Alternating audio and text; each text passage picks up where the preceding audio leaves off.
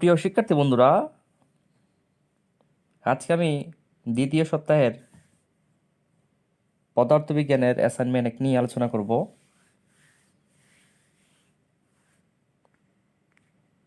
আশা রাখছি তোমরা সকলেই অনেক ভালো আছো। আমি ইকু বড়ুয়া, সহকারী শিক্ষক, বলসরি নজরুল উচ্চ বিদ্যালয়, বাঁশখালী, চট্টগ্রাম। তো তোমাদের এই দ্বিতীয় সপ্তাহে নবম শ্রেণীর পদার্থবিজ্ঞানের যে অ্যাসাইনমেন্টটি দিয়েছিল সেটি তোমরা স্ক্রিনে দেখতে পাচ্ছ। যে উদ্দীপকটা ছিল এরকম: স্থির অবস্থান থেকে যাত্রা শুরু করে 600 কেজি বরের একটি গাড়ি 0.2 মিটার পার সেকেন্ড স্কয়ার সুষম ত্বরণে 60 সেকেন্ড চলার পর 400 কেজি বরের একটি স্থির পিক আপ ভ্যানের সাথে ধাক্কা খেয়ে আটকে একত্রে 7.2 মিটার পার সেকেন্ড বেগে চলতে থাকে। তো এই অঙ্কটা আমরা কীভাবে পড়ব? এই উদ্দীপক থেকে আসলে 4টা প্রশ্ন দেওয়া হয়েছে। প্রথম প্রশ্নটা ছিল নিউটনের তৃতীয় সূত্রটি বিবৃতি করো। খ নম্বর প্রশ্ন সেটা ছিল বৈদ্যুতিক পাখার সুইচ বন্ধ করার সাথে সাথে এটা থেমে যায় না কেন? এটা থেকে নয়, থেমে যায় না কেন, ব্যাখ্যা করো।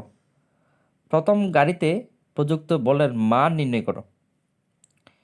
এরপরের প্রশ্নটা, তো শেষ প্রশ্ন সেটা ছিল উদ্দীপকের ঘটনা ভরবেগের সংরক্ষণশীলতা সূত্র সমর্থন করে কিনা, গাণিতিক বিশ্লেষণের মাধ্যমে মতামত দাও।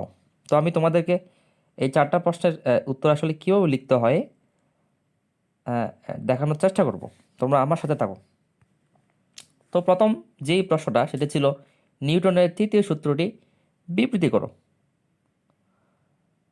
যখন একটি বস্তুর উপরে যখন একটি বস্তু অন্য একটি বস্তুর উপর বল প্রয়োগ করে তখন সেই বস্তুটিও প্রথম বস্তুর উপরে বিপরীত দিকে সমান বল প্রয়োগ করবে। অর্থাৎ প্রত্যেক ক্রিয়ারই একটি সমান ও বিপরীত প্রতিক্রিয়া রয়েছে। 2 নম্বর প্রশ্নটা ছিল, খ নম্বর প্রশ্নটা ছিল বৈদ্যুতিক পাখার সুইচ বন্ধ করার সাথে সাথে থেমে যায় না কেন? তো সুপ্রিয় শিক্ষার্থী বন্ধুরা, দেখো এখানে হচ্ছে গতি জড়তার কারণেই কিন্তু চলন্ত বৈদ্যুতিক পাখার সুইচ বন্ধ করলে পাগুলার সাথে সাথে থেমে যায় না। তো আরও যদি আমি ডিটেলস লিখতে চাই, সেটা হচ্ছে বৈদ্যুতিক পাখা থামানোর সময় পাখার সুইচ অফ করার সাথে সাথে পাখার মোটরের উপর ক্রিয়াশীল ঘূর্ণন শক্তি থেমে যায়, কিন্তু ফ্যানের পাখা কৌণিক বেগে গতিশীল থাকার কারণে অর্থাৎ গতি জড়তার কারণে তা থামতে সময় প্রয়োজন হয়। এই কারণে বৈদ্যুতিক পাখার সুইচ বন্ধ করার সাথে সাথে পাখাগুলো থেমে যায় না। তৃতীয় প্রশ্নটা ছিল, গ নম্বর প্রশ্নটা ছিল প্রথম গাড়িতে প্রযুক্ত বলের মান নির্ণয় করো।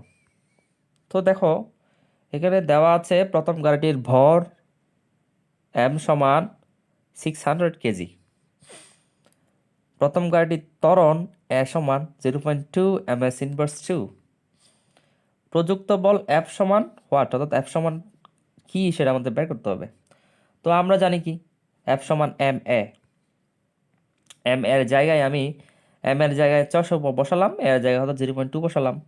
তো অ্যান্সার হিসেবে পাচ্ছি 120 নিউটন। ওকে, বলের যেহেতু নিউটন এই জন্য নিউটন লিখছি। অতএব প্রথম গাড়িটির উপর প্রযুক্ত বল হচ্ছে 120 নিউটন। চতুর্থ এবং শেষ প্রশ্ন সেটা ছিল উদ্দীপকের ঘটনাটি ভরবেগের সংরক্ষণশীলতা সূত্রকে অর্থাৎ নীতিকে সমর্থন করে কিনা, সেটা গাণিতিক বিশ্লেষণের মাধ্যমে মতামত দাও। তো প্রথমে আমরা একটু উত্তর লেখার সময় প্রথমে লিখব ভরবেগের সংরক্ষণশীলতা নীতিটা আসলে কি। একাধিক বস্তুর মধ্যে ক্রিয়া প্রতিক্রিয়া ছাড়া যদি অন্য কোনো বল কাজ না করে তবে সংঘর্ষের পূর্বে এবং পরের ভরবেগের সমষ্টি অবশ্যই একই হবে। তো দেখো এখানে স্থির অবস্থান থেকে 600 কেজি বরের প্রথম গাড়িটি 0.2 ms ইনভার্স 2 সুষম ত্বরণে 60 সেকেন্ড চলার পর ওর ব্যাগ যদি v1 হয়, সেই ব্যাগ নিয়েই কিন্তু গাড়িটি পিক আপকে ধাক্কা দিবে। এবং ধাক্কা দেওয়ার পরে গাড়ি দুটি একত্রে 7.2 মিটার পার সেকেন্ড ব্যাগে চলতে থাকবে, একই দিকে চলতে থাকবে। তো বিষয়টা একটু ইমাজিন করতে হবে। স্থির অবস্থান থেকে 600 কেজি পরের প্রথম গাড়িটি প্রথমে 0.2 মিটার পার সেকেন্ড স্কোয়ার সুষম ত্বরণে 60 সেকেন্ড চলার পরে, মানে যখন সে ওই প্রথম গাড়িটি পিক আপ ভ্যানকে ধাক্কা দেওয়ার পুরো মুহূর্তে এর ব্যাগ মনে করলাম B1, আর সেই ব্যাগ নিয়ে কিন্তু সে পিক আপটা ধাক্কা দেওয়ার পরে 7.2 মিটার পার সেকেন্ড ব্যাগ নিয়ে দুইটা একসাথে গাড়ি চলতে থাকবে। তো আমরা কি বলতে পারি? আমরা বলতে পারি এখানে প্রথম গাড়ির ক্ষেত্রে বর M1 সমান 600 কেজি, আদিবেগ U0 ms ইনভার্স 1, সময় T 60 সেকেন্ড, ত্বরণে 0.2 মিটার পার সেকেন্ড স্কোয়ার। তো প্রথম গাড়িটি 60 সেকেন্ড চলার পর ব্যাগ যদি V1 হয়, তাহলে সেক্ষেত্রে আমরা কি বলতে পারি? B1 সমান U প্লাস এটি। ইউ এর মান হচ্ছে 0, এর মান হচ্ছে 0.2, টি এর মান হচ্ছে 60। সো আমরা যদি গুণ করে দেই তাহলে 12 পাচ্ছি, 12 পাচ্ছি। দেন আবার সংঘর্ষের পূর্বে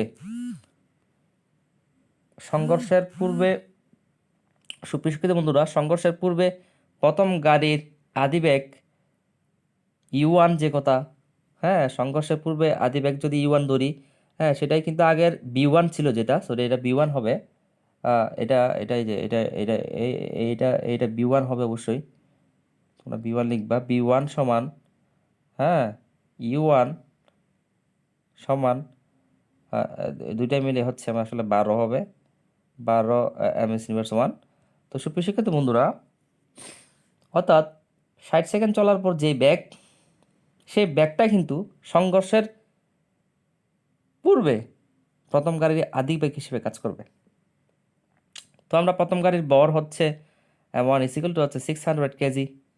আমি যদি আবার লিখি, এবং দ্বিতীয় গাড়ির আদি ব্যাগ হচ্ছে 0, দ্বিতীয় গাড়ির বর হচ্ছে M2 400 কেজি। সংঘর্ষের পরে গাড়ি দুটি মিলিত ব্যাগ হচ্ছে B equal to 7.2 ms inverse 1। অতএব সংঘর্ষের পূর্বে গাড়ি দুটি ভরবেগের সমষ্টি হবে M1 U1 plus M2 U2।